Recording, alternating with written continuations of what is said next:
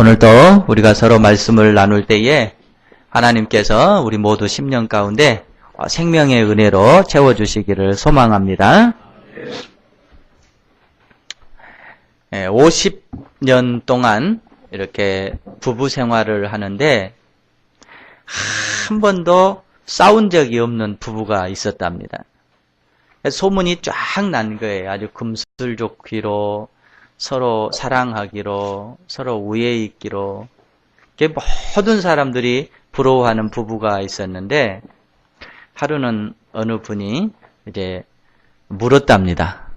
아니 어떻게 그렇게 50년 동안 한 번도 싸우지 않고 그렇게 잘 살 수가 있냐고, 비밀이 뭐냐고. 그냥 그저 웃기만 하는 거예요. 그래서 사정사정해서 물었어요. 정말 좀 알고 싶다고, 나도 그렇게 살고 싶다고. 그러니까 그분이 이제 비밀을 얘기해 주는데, 첫날 신혼 여행 간 날로 거슬러 올라갔답니다. 둘이 아내하고 말을 타고 신혼 여행을 가는데 말이 그날따라 잘 가지를 않으려고 했다라는 거예요. 그래 아내가 딱 내려가가지고 말에 눈을 쫙 보면서 경고원. 그래 이제 몰아가지고 가는데 또 조금 가다가 말이 또 딱 스톱을 하는 거예요. 그래 내려가지고 경고2. 네. 이게 또 사정사정 해가지고 갔는데 말이 또 딱 멈추는 거예요. 그래 딱 내려가지고 자기 허리춤에 차고 있는 권총을 꺼내서 말을 빵 쏴버리더래요. 그래서 남편이 너무 놀라가지고 아니 이게 무슨 짓이냐고, 왜 말을 쏴냐고, 말을 왜 생명을 죽이냐고. 그러니까 여보 당신 경고원.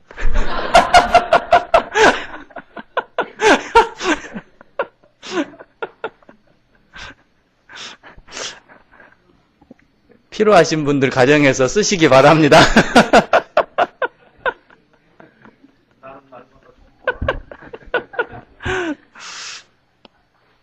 예,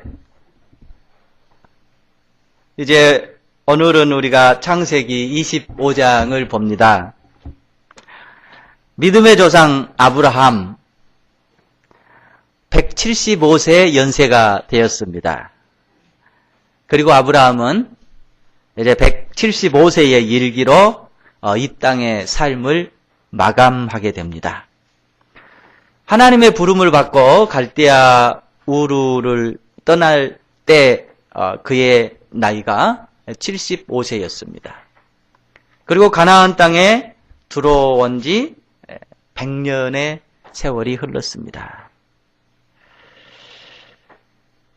그러는 동안 그는 열심히 하나님의 사명을 위해서 살았던 것이 사실입니다. 그리고 우리는 그 아브라함의 삶을 보면서 보통 아브라함이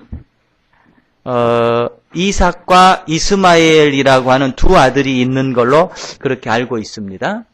그러나 성경을 자세히 보면 그는 자기 아내 사라가 하나님 곁으로 간 후에 다시 구두라라고 하는 여인과 결혼을 합니다.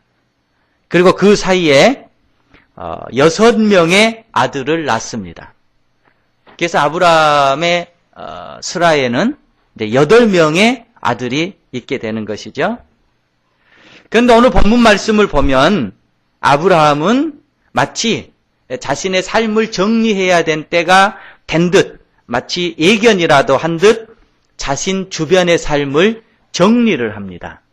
그 정리한 내용이 오늘 본문의 말씀입니다. 아브라함 아내가 3명 있었습니다. 여러분이 잘 아시는 대로 사라, 그죠? 그 다음에 또 하갈, 그 다음에 오늘 본문에 나오는 구두라라고 하는 여인입니다. 어떤 성경 주석학자가 아주 난처한 질문 하나를 던졌어요. 아브라함에게는 이렇게 3명의 아내가 있었는데 과연 아브라함은 어떤 여인을 가장 사랑했을까? 아주 난처한 질문이죠. 여러분은 어떻습니까?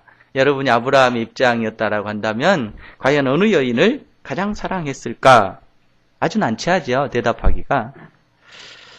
그런데 그 성경학자는 그 질문을 던져놓고 어쩌면 구두라였을 것이다, 그렇게 답을 합니다. 이유가 뭐냐면 노년을 함께 해준 아내라는 뜻이에요. 그리고 또 하나는 사레가 1명 아들을 낳았어요. 하갈이 1명 아들을 낳았어요. 그런데 6명의 아들을 낳아줬으니까 얼마나 사랑스러웠겠느냐. 어떻게 보면 일리가 있는 얘기죠. 그리고 이 구두라의 그 의미가 무슨 뜻이냐면은 향기입니다. 그러니까 향기 같은 여인이었으니까 얼마나 사랑스러웠으면 향기라는 이름을 썼겠느냐. 그리고 또 하나는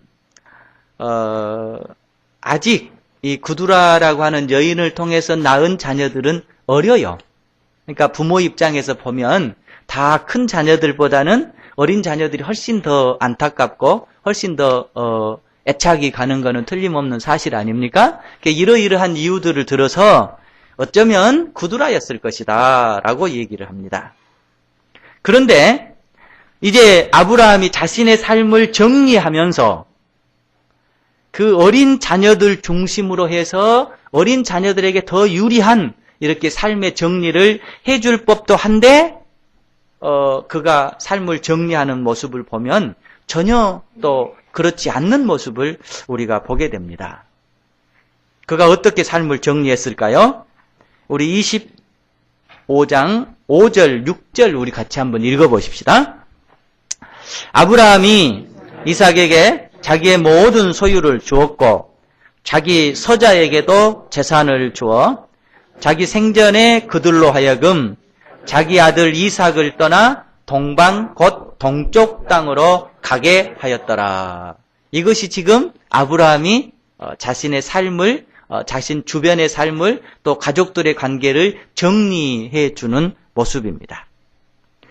여기에 본문을 우리가 가만히 들여다보면 많은 것들을 찾아낼 수가 있습니다. 많은 것들을 우리에게 시사해 주고 있는데요. 여기에 보면 똑같은 아들들입니다. 아브라함에게 8 아들이 있었습니다. 똑같은 아들들입니다. 그런데 결정적인 순간에 아들들이 서로 구분이 되집니다. 서로 구분이 된다는 말씀이죠. 그러니까 약속의 아들과 약속 밖에 있는 아들로 이렇게 딱 구별이 돼버려요. 다 자신의 몸에서 나온 아들들입니다. 그러나 참 안타까운 것은 아브라함은 약속의 아들과 약속 밖에 있는 아들로 다 구별을 지어서 삶을 정리를 하고 있단 말이죠. 그러니까 똑같은 아브라함의 아들이지만 신분과 지위가 종류가 다르다고 하는 것을 여기서 우리에게 보여주고 있습니다. 또 하나, 물려주는 유산도 서로 달라버려요. 이삭에게는 무엇을 물려줍니까? 자기의 모든 소유를 주었고 이렇게 되어 있습니다. 그런가 하면 자기 서자들에게도 재산을 주었고, 그러니까 모든 소유와 재산이라고 하는 것이 서로 구별돼서 이렇게 물려주는 모습이 나오고 있습니다. 또 하나, 그 두 부류의 아들들이 살아가는 장소도 또 다르게 만들어버립니다. 어떻게 만드느냐? 이삭은 지금 자신이 살고 있는 이 가나안 땅에 그대로 살게 만들고요. 나머지 자녀들은 어디로 보내요? 동쪽으로 보냅니다. 그 가나안 땅에서 멀리 떨어진 장소에 그들이 살게 만듭니다. 이것은 아브라함이 자기 자녀들에게 해준 삶의 정리일 뿐만이 아니라 오늘을 살아가는 우리 신자들에게, 우리 후손들에게 아브라함이 알려주고 있는 하나님 안의 영적 진리를 가르쳐주고 있습니다. 오늘 이게 우리에게 어떤 의미가 있을까요? 그것은 하나님께서 모든 인류를 창조했습니다. 그러니까 하나님 안에서 모든 인류가 다 하나님의 아들이고 하나님의 딸인 건 분명합니다. 아브라함을 통해서 낳은 8 아들이 다 아브라함의 아들이었듯이 말이죠. 그런데 결정적인 순간에는 아브라함은 두 부류로 구분을 하듯이 하나님도 우리 모든 인류를 구별을 한다고 하는 말씀입니다. 이게 오늘 아브라함이 우리에게 알려주는 것입니다. 그러니까 여러분이 다 하나님의 피조물입니다. 제가 하나님의 피조물입니다. 그러니까 다 하나님의 아들이고 하나님의 딸이지만 결정적인 순간에는 그럼에도 불구하고 이게 구별이 되진다고 성경은 말씀하고 있습니다. 어떠한 구별이 있겠습니까? 어떠한 구분이 있겠습니까? 세 가지를 저는 여러분과 이 시간 나누고자 합니다. 먼저 첫 번째, 하나님 안에서 존재론적인 구분이 있습니다. 존재가 구별된다고 하는 뜻입니다. 오늘 성경 말씀에 보면 이삭은 자기 아들이라고 얘기를 하고 있고요. 다른 아들들은 자기 서자라고 얘기를 하고 있습니다. 모두 사랑하는 아브라함의 아들입니다. 그러나 결정적인 순간 구별됩니다. 약속의 아들, 그리고 약속 밖의 아들입니다.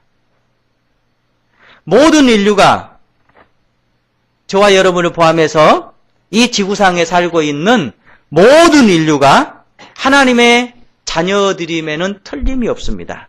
그러나 결정적인 순간에는 예수님 안에 구원받은 자녀와 예수님 밖에 있는 자녀로 구별된다고 하는 말씀입니다. 우리는 구별 없이 살아가고 있습니다. 그러나 결정적인 순간에 구별이 되지는 겁니다. 그러니까 우리가 오늘 예수 믿고 산다라고 하는 것은 구별이 없는 세상 속에 살고 있지만 우리는 하나님 안에서 구별된 존재로 살아간다고 하는 진리를 가지고 살아가야 될 줄로 믿습니다. 다른 신분, 다른 존재를 가지고 살아가야 되는 것입니다. 우리가 요새 늘 쓰는 말 가운데 하나가 멘탈리티라고 하는 말을 씁니다. 정신상태 또는 정신자세라고 하는 뜻이죠. 오늘 우리 크리스찬들은 이 크리스찬 멘탈리티를 가지고 살아가야 되는 것입니다. 그러니까 성도가 가져야 될 정신자세, 성도가 가져야 될 마음 자세를 가지고 살아가야 될 줄로 믿습니다. 지난 수요일 날 제가 우리 기독교가 생명의 종교라고 하는 말씀을 드렸습니다. 그런데 기독교가 생명의 종교를 떠나서 물질화 해버려가지고 지금 이 기독교가 혼란이 온다고 하는 말씀 또한 드렸습니다. The End of the Christianity라고 하는 책에 그 내용이 나오는데요. 이런 얘기입니다. 지금 현재 우리 기독교인들은 어떤 생각을 가지고 있느냐? 어떤 신자냐? 세 종류의 신자래요. 하나는 어떤 신자냐? 가나안 신자래요. 이 가나안 신자는 뭐냐면 밖으로 해봐요. 거꾸로 해봐요. 그럼 뭐가 되죠? 안 나가 신자. 그러니까 교회에 안 나가 신자가 그렇게 많다라는 거예요. 예수님 믿는데요. 하나님 믿는데요. 그런데 교회는 어떠느냐? 안 나가예요. 예. 왜? 교회에 나오면 물질의 복을 주고 교회에 나오면 사업이 잘 되고 교회에 나오면 부흥 발전된다고 늘 목사님들이 강단에서 외치는데 해보니까 안 되더라는 거예요. 그러니까 가나안 신자가 돼버린다라는 거예요. 그러니까 교회가 그걸 가르치는 것이 아니라 생명을 가르쳐야 돼요. 예수님의 생명을 가르쳐야 돼요. 사도행전에 여러분 봐보십시오. 사도행전에 어느 사도가 여러분 예수 믿으면 물질의 복 받습니다. 사업 잘 됩니다. 이런 얘기를 하고 있지 않는단 말이에요. 주 예수를 믿으라. 그리하면 너와 내 집이 구원을 받으리라. 생명을 가르쳐줘야 되는 건데 그러니까 예수님과 올바른 관계를 맺을 수 있는 생명을 가르쳐줘야 되는 것인데 우리 기독교가 그것을 못 가르쳐줬다라는 거예요. 그래서 지금 우리가 어떻게 해야 되느냐? 빨리 본질로 돌아가야 된다라는 거예요. 여러분 예수 믿으면 분명히 우리가 복을 받습니다. 물질적 복도 받습니다. 사업도 잘 될 수 있습니다. 건강할 수 있습니다. 예. 누구보다도 저는 그런 복을 많이 받은 사람입니다. 그럼에도 불구하고 예수 믿는 제1의 목적은 뭐냐면은 우리가 하나님 안에서 구원받는 거예요. 영적인 생명이 하나님 안에서 다시 태어나는 거예요. 이 본질로 돌아가야 될 줄로 믿습니다. 예, 이것이 우리의 신분이고 이것이 우리의 본질입니다. 그 하나 또 다른 하나는 뭐냐면은 스타벅스 교인이래요. 이게 무슨 말인가 했더니 스타벅스 교인은 뭐냐면은 그 커피숍에서 포근하게 앉아가지고 서로 잡담을 나누면서 TV를 통해서 자기가 좋아하는 프로를 보는 거. 이게 스타벅스 교인이래요. 물론 요새는 매스컴이 많이 발달해가지고 TV를 통해서 예배 드릴 수 있습니다. 그러니까 이것은 어떤 분들이 한해야 되냐면은 정말로 고동이 불편하신 분들, 교회까지 나와서 예배 드릴 수 없는 분들, 이런 분들에 한해야지,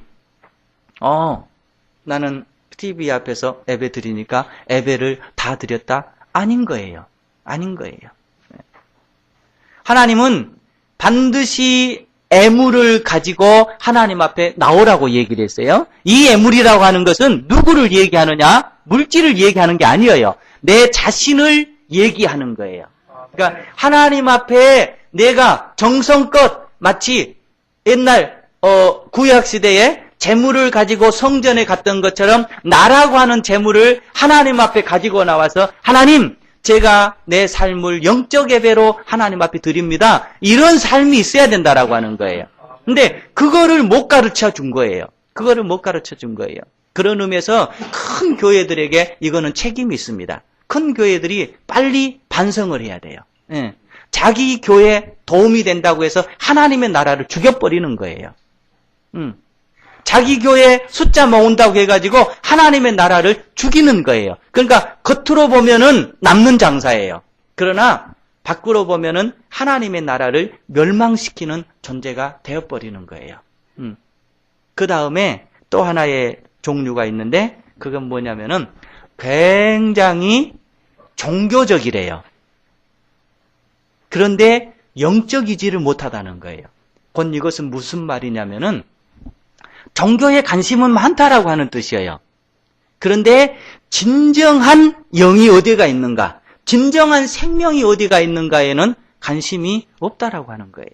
그러니까 오늘날 우리 크리스찬들을 보면은 굉장히 종교적이에요. 종교심이 많아요.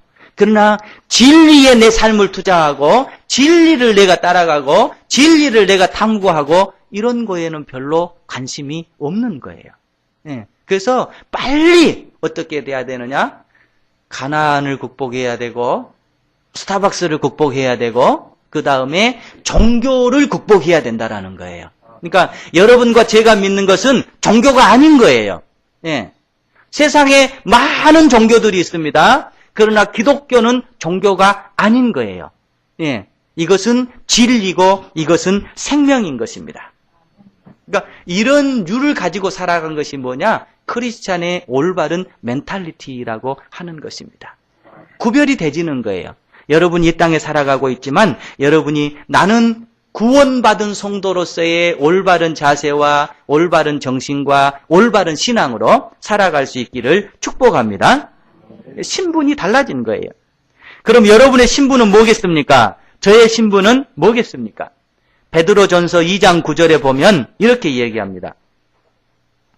너희는 택하신 족속이요 왕 같은 제사장들이요 거룩한 나라요 그의 소유가 된 백성이니. 자, 여기 보면 굉장히 중요한 단어가 하나 나옵니다. 왕 같은 제사장들이라고 그럽니다. 여러분 다 들어보셨죠? 우리 신자들은 만인 제사장서를 믿는다라고 얘기합니다. 그러니까 여기에 있는 목회자만 제사장이 아니라 여러분 모두가 다 제사장이라고 하는 뜻입니다.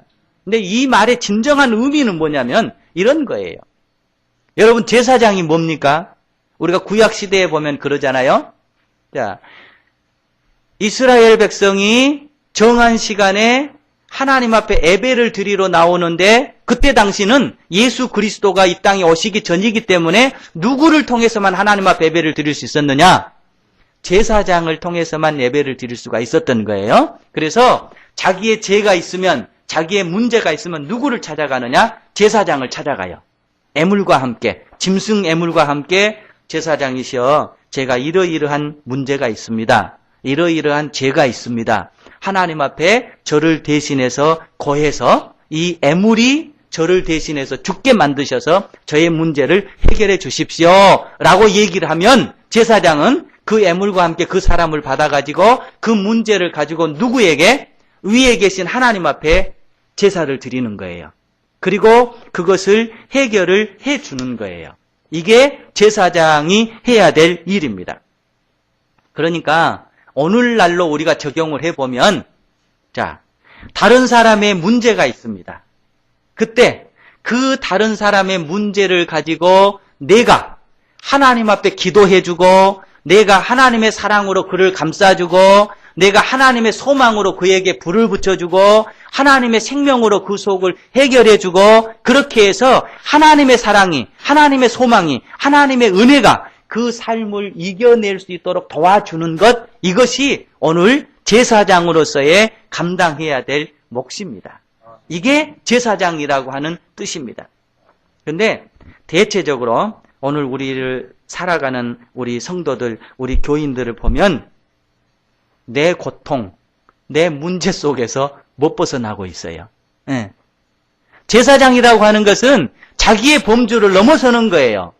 유대 민족을 책임져 주는 거예요. 당신의 민족을 책임져 주는 거예요. 그러니까 여러분에게 고통 없는 삶이 어디가 있겠습니까? 아픔 없는 삶이 어디가 있겠습니까? 문제가 없는 삶이 어디가 있겠습니까? 그럼에도 불구하고 우리가 내 문제 속에 폭 파여가지고 남을 볼 수 없다라고 한다면, 내 짐이 너무 커가지고 상대의 짐을 더 줄 수 없다라고 한다면 이것은 제사장의 직분을 다 감당치 못하는 거예요. 바라기는 여러분에게 문제가 있다라고 할지라도, 여러분의 아픔이 있다라고 할지라도 주의 은혜로 그거 빨리 극복할 수 있기를 축복합니다. 이겨낼 수 있기를 축복합니다. 그래서 제사장이라고 하는 것은 내 짐을 질 뿐만이 아니라 상대의 짐까지 져줄 수 있는 것이 제사장입니다. 그래서 언제까지 내 고통 속에서, 내 문제 속에서 헤매야 될 것인가. 여러분, 제가 가끔 그런 얘기를 하잖아요. 여러분이 아시다시피 저도 건강적으로 큰 짐을 안고 살아갑니다. 하나님 앞에 기도했습니다. 2번째 수술 받고, 하나님, 제가 앓고 있는 이 간암에서 자유하면 다시 목회하겠습니다. 하나님, 제 건강이 안전히 암으로부터 회복되면 다시 목회하겠습니다.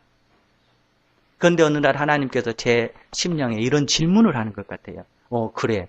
그러면 네가 언제 암으로부터 자유할 수 있느냐? 네가 언제 암으로부터 회복될 수 있느냐? 언제 암으로부터 자유할 수 있을 것 같아요? 제가 언제 암으로부터 회복될 수 있을 것 같아요? 5년 지나면? 아닙니다. 네. 저 6년 만에 재발했어요. 그러니까 가만히 제가 저를 보니까 그 답에 대한 대답을 할 수가 없었던 거예요. 그래, 언제 내가 암에서부터 자유하지? 언제 내가 암에서부터 안전히 회복되지? 대답을 못하고 있는데 하나님께서 제게 다시 답을 주시는 것 같아요. 너는 지금 오지 않을 시간을 기다리고 있는 거야. 제가 충격을 받았습니다. 하나님, 그렇습니다. 저는 지금 오지 않을 시간을 기다리고 있습니다. 오지 않을 시간을 붙잡고 지금 그것을 기다리고 있습니다. 그래서 제가 마음을 바꿨습니다. 그래서 기도하면서 하나님께서 주신 은혜 가운데 태어난 교회가 지금 여러분이 앉아 계신 교회예요. 여러분들도 생각할 것입니다. 하나님, 제가 이 문제만 극복되면 하나님을 위해서 살겠습니다. 제가 이 문제만 해결되면 하나님 앞에 더 열심히 하겠습니다. 그러나 여러분, 분명한 건 하나의 문제를 해결하면 문제가 없습니까? 또 옵니다. 이것 해결하면 없습니까? 또 옵니다. 네. 제가 너무 어려워서 우리 아들, 딸 둘이 여애들 대학만 좀 가르쳐 놓으면은 문제가 없겠다. 이제 대학을 거의 현영이는 마쳤고 아들은 내년 1년만 하면 됩니다. 그럼 문제가 해결됐을까요? 제 마음속에는 어떤 생각이 든 줄 알아요? 이제 멋진 남자 있으면 눈이 둥그레져요. 네. 멋진 처녀 있으면 둥그레져요. 왜? 결혼시켜줘야 되니까. 그러면 둘이 이렇게 짝만 맞게 해주면 또 끝나는가요? 아닙니다. 네. 또 문제 있어요. 그러니까 우리는 지금 늘 오지 않을 시간을 기다리고 있는 거예요. 오지 않을 시간을 지금 우리는 바라보고 있는 거예요. 그거 해결되면 하겠습니다. 아닙니다. 여러분, 지금 이 시간에 저와 여러분이 하나님을 향해서 재출발할 수 있기를 축복합니다. 이게 우리가 타인을 위해서 져야 될 제사장의 직분입니다. 다음 두 번째, 하나님 앞에서 소유적인 구별이 있습니다. 자, 보면 그렇죠. 아브라함이 이삭에게는 자기의 모든 소유를 주었고 자기 서자에게도 재산을 주어. 그러니까 바꿔 얘기하면 이런 것입니다. 이삭에게는 자기의 모든 소유를 주었습니다. 그리고 다른 자녀들에게는 재산을 주었습니다. 이게 무슨 뜻일까? 여러분 영문 성경이 있으면 보세요. 굉장히 잘 표현이 되어 있어요. 거기에 보면 Abraham left everything he owned to Isaac 이렇게 되어 있어요. 모든 것이라고 얘기를 했어요. 그런데 그 모든 것이 뭐냐면은 그가 소유하고 있는 모든 것이에요. 자, 그런데 그것을 어떻게 했느냐? left라는 말을 썼어요. 이거는 뭐냐면은 물려주다는 뜻입니다. 그러니까 아브라함에는 자기가 가진 모든 소유를 물려줬고 그 다음에 he gave gift to the sons of his concubine이라고 되어 있어요. 이거는 무슨 말이냐면은 그는 다른 자녀들에게는 그냥 gift, 선물을 줬다라고 하는 뜻입니다. 바꿔 얘기하면 이삭에게는 아브라함이 가지고 있는 물질적인 개념 플러스 영적인 개념까지 물려줬다는 뜻이고요. 다른 자녀들에게는 그저 물질적인 개념을 물려줬다고 하는 뜻입니다. 그러니까 이삭에게는 하늘을 물려준 거예요. 그리고 다른 자녀에게는 땅을 물려준 것입니다. 이삭에게는 하늘의 은총을 물려줬습니다. 하늘의 은혜를 물려줬습니다. 하늘의 은사를 물려줬습니다. 그리고 하늘의 사명을 물려줬습니다. 예, 물려줬어. 그리고 다른 자녀에게는 그냥 give, 주었다라고 하는 뜻이 되는 것입니다. 그러니까 이 말씀은 무슨 말이냐면은 오늘 저와 여러분이 예수님 안에서 약속의 자녀로 살아가는데 반드시 받아 누려야 될 영적 유산이 있다고 하는 뜻입니다. 영적 사명이 있다라고 하는 뜻입니다. 준 게 아니에요. 물려받은 거예요. 물려받았단 말이 무슨 뜻이죠? 위로부터 내려왔다라고 하는 뜻입니다. 예수 그리스도께서 십자가에 못 박혀 돌아가셨습니다. 그리고 부활하셨습니다. 그리고 제자들에게 나타나서 무슨 말씀을 하셨습니까? 너희는 가서 온 족속으로 제자를 삼아 아들과 아버지와 성령의 이름으로 세례를 주고 그 말씀을 지켜 행하게 하라고 말씀하셨습니다. 저와 여러분이 누려야 될 영적 유산, 영적 사명, 이게 뭐겠어요? 예수님의 생명입니다. 예수님의 생명입니다. 여러분 속에, 제 속에 예수 그리스도의 생명이 살아 움직여야 됩니다. 예수님의 생명이 여러분 속에 살아 움직여야 돼요. 그리고 그 생명이 여러분을 통해서 살아 움직임이 역사돼야 될 줄로 믿습니다. 그리고 그 생명은 다른 사람들에게까지 전파되어져야 될 줄로 믿습니다. 여러분, 요셉을 보십시오. 요셉 얼마나 힘들었습니까? 어린 나이에 형제들의 모함에서 팔려갔습니다. 종으로 팔려가서 집안에서 잘 충성하고 있는데 또 모함에 걸려서 감옥에 갔습니다. 예. 감옥에서 종으로 살면서 또 얼마나 충성하고 봉사했습니까? 예. 그 감옥에서 어쩌면 하나님 해도 너무하십니다. 제 삶에 풀리는 게 뭐가 있습니까? 어쩌면 이렇게 계속 저는 삶의 구렁텅으로 빠져들어가는 것입니까? 그러질 않았습니다. 가정에서도 충성했습니다. 감옥에서도 충성했습니다. 감옥에서 그 갇혀있는 오늘로 치면은 정치범들에게 하나님의 사랑을 가르쳤고 하나님의 진리를 가르쳤고 하나님의 소망을 가르쳤습니다. 그리고 같이 있었던 정치범들이 다시 복권돼서 정치를 할 때 그를 스카우트합니다. 그리고 그에게 또 다른 책임을 맡기게 됩니다. 그런데 그 책임은 애굽 나라를 살려줄 뿐만이 아니라 먹을 것이 없어가지고 고난 중에 죽음으로 치닫는 유대 백성까지 살려주게 되었던 것입니다. 요셉의 삶 속에는 예수님의 생명이 살아 움직였습니다. 그 생명이 다른 사람에게 전달되었습니다. 다른 사람이 그 생명을 또 소유하게 되었던 것입니다. 여러분과 저는 타인을 향한 빛이어야 됩니다. 타인을 향한 소망이어야 됩니다. 타인을 향한 희망이고 진리고 행복이 돼야 될 줄로 믿습니다. 왜요? 우리가 받는 유산은 다른 거예요. 여러분, 이 땅에 살면서 물질적인 유산도 많이 소유해야 됩니다. 그러나 더 중요한 것은 그걸 뛰어넘어서 하늘의 유산을 받아서 하늘의 유산을 여러분이 소유하고 그것을 나누어 줄 수 있기를 축복합니다. 우리 여기 초등학생들도 있고 중고등학생들도 있습니다. 여러분, 여러분의 가정에서 여러분들이 부모로부터 어떤 유산을 물려받을 수 있겠습니까?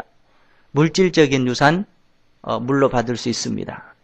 그러나 그것이 크건 적곤을 떠나서 여러분에게는 어떤 유산이 있느냐? 예수 그리스도의 유산이 있습니다. 하늘의 유산이 있습니다. 하늘의 유산을 많이 받아서 여러분 속에 예수님의 생명이 살아 움직이고 여러분의 삶을 통해서 여러분들이 열심히 공부하고 여러분들이 열심히 여러분의 삶을 살아서 여러분이 성년이 되었을 때 여러분의 삶을 통해서 다른 사람이 위로를 받고 다른 사람이 소망을 얻고 다른 사람이 희망을 얻고 절망에 빠진 사람들이 여러분을 보고 다시 일어설 수 있는 그런 사명이 여러분 속에 있는 줄로 믿습니다. 열심히 공부하십시오. 열심히 신앙생활 하십시오. 그래서 여러분의 삶을 통해서 다른 사람을 살리고 다른 사람에게 진리를 증거해주고 다른 사람에게 은혜를 나누어 줄 수 있는 귀한 주의 아들, 딸들이 되기를 축복합니다.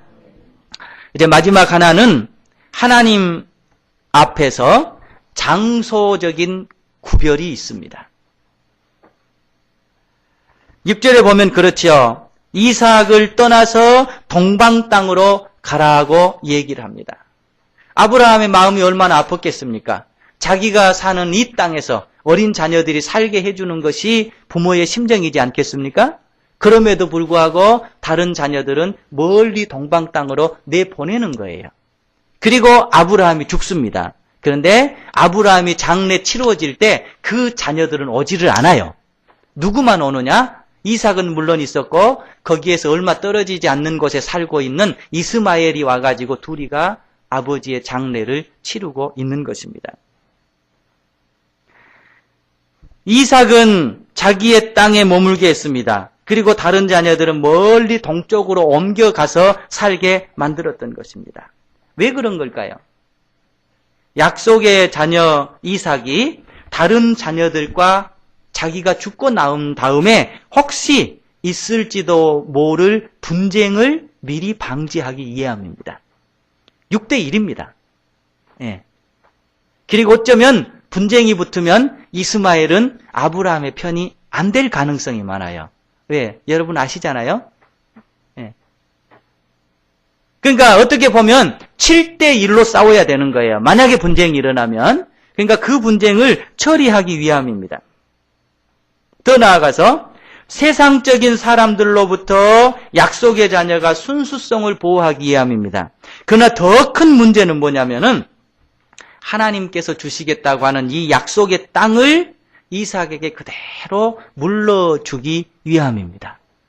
예, 그러니까 이것은 무슨 얘기냐면은 약속의 자녀, 약속의 성도가 소중하게 여기면서 소중하게 붙잡고 살아가야 될 장소가 따로 있다고 하는 뜻입니다. 예. 우리가 바울이 그렇게 얘기하지 않습니까? 내게 모든 것이 가하고 내가 모든 것을 할 수 있다. 그러나 내가 하는 삶을 통해서 그리스도의 덕이 세워지지 않는다라고 한다면 나는 안 하겠다. 이런 말씀을 합니다. 그러니까 저와 여러분이 세상 가운데 무엇인지 할 수 있고 어디든지 갈 수 있고 무엇이든지 가능합니다. 그럼에도 불구하고 우리가 소중하게 붙잡고 소중하게 살아야 되고 소중하게 지켜야 되고 소중하게 관리해야 될 장소가 따로 있다라고 하는 뜻입니다. 여러분, 여러분의 삶을 통해서 여러분은 살아야 될 장소가 따로 있습니다. 세상의 모든 세상이 다 여러분이 살아야 될 장소가 아니고요. 세상의 모든 장소가 여러분이 가야 될 장소는 아닙니다. 성도가 가야 될 장소가 따로 있습니다. 성도가 살아야 될 장소가 따로 있는 줄로 믿습니다. 그래서 장소를 딱 구별해주고 있는 것입니다. 여러분의 삶의 장소가 하나님 보시기에 참으로 멋진 장소가 될 수 있기를 축복합니다. 어느 책을 읽어보니까요. 제목이 음지토끼와 양지토끼라고 하는 글이 있었어요. 그게 무슨 내용인가 읽어봤더니 이런 거예요. 누가 토끼를 잡았어요. 그런데 한 사람이 이 토끼는 음지에서 사는 토끼네? 또 토끼를 잡았어요. 이 토끼는 양지에서 사는 토끼네? 무슨 얘기냐? 어쩐 토끼는 음지에서 살고 어떤 토끼는 양지에서 사냐? 물어보니까 토끼가 큰 토끼는 음지에서 사는 토끼래요. 그리고 이 몸이 조그만한 토끼는 양지에서 사는 토끼래요. 그래 이유를 물었어요. 그런데 이렇게 대답을 해요. 이렇게 산 이렇게 골짜기가 있는데 이제 햇빛이 이렇게 든다고 칩시다. 그러면 여기가 사는 토끼는 뭐예요? 양지토끼죠. 여기는 음지토끼죠. 해가 이렇게 비치면 양지토끼는 어디를 보냐면 음지 쪽을 본대요. 해가 안 비치니까 해가 안 떴네? 그러면서 계속 쉬고 있대요. 활동을 안 한대요. 그러니까 활동량이 적은 거예요. 그러니까 점점점 몸이 적어지는 거고요. 음지토끼는 자기 여기는 음지예요. 그런데 어디를 보냐면은 이 양지 쪽을 보는 거예요. 그러니까 벌써 해가 떴네 하면서 자꾸 움직인다라고 하는 거예요. 그래서 몸이 큰 토끼가 됐다라는 겁니다. 근데 결론을 어떻게 내리냐면 그래서 우리가 어느 장소에 사는 것이 굉장히 중요합니다. 음지에서 사느냐 양지에서 사느냐 이게 중요합니다. 그런데 그보다 더 중요한 것은 뭐냐면 어느 쪽을 바라보면서 사느냐가 더 중요하다라는 거예요. 그러니까 양지 쪽에서 살면서 양지에 감사할 줄을 모르고 양지의 이로움을 모르고 살아간다라고 한다면 적은 토끼가 돼버리는 거예요. 네. 자기의 삶이 음지에 있다라고 할지라도 그곳에 감사하고 그곳에 만족하고 열심히 살아가면 충분히 큰 토끼가 될 수 있다라고 하는 뜻입니다. 그러나 더 중요한 것은 뭐냐면 자기가 음지건 양지건 그것을 떠나서 어디를 바라보면서 사느냐가 더 중요하다라고 하는 것입니다. 음지에서 살고 있지만은 양지를 바라보면서 해가 떴네? 열심히 살아야 되겠네? 이러면 충분히 음지를 극복하고 양지에서 사는 토끼보다 더 발전적이고 더 아름다운 삶을 살 수 있다라고 하는 것입니다. 저는 그 내용을 보면서 많은 생각을 했습니다. 여러분이 양지에 산다고 칩시다. 양지에 감사하면서 열심히 살 수 있기를 축복합니다. 여러분이 음지에 산다고 칩시다. 음지에 불안해하지 말고 음지에 불평하지 말고 양지를 바라보면서 양지를 향해서 열심히 나아가는 성도들 되시기를 축복합니다. 골로새서 3장은 이렇게 얘기합니다. 그러므로 너희가 그리스도와 함께 다시 살리심을 받았다면 위의 것을 찾으라. 거기는 그리스도께서 하나님 우편에 앉아 계시느니라. 위의 것을 생각하고 땅의 것을 생각하지 말라. 그러니까 바라봐야 될 것이 따로 있다고 얘기합니다.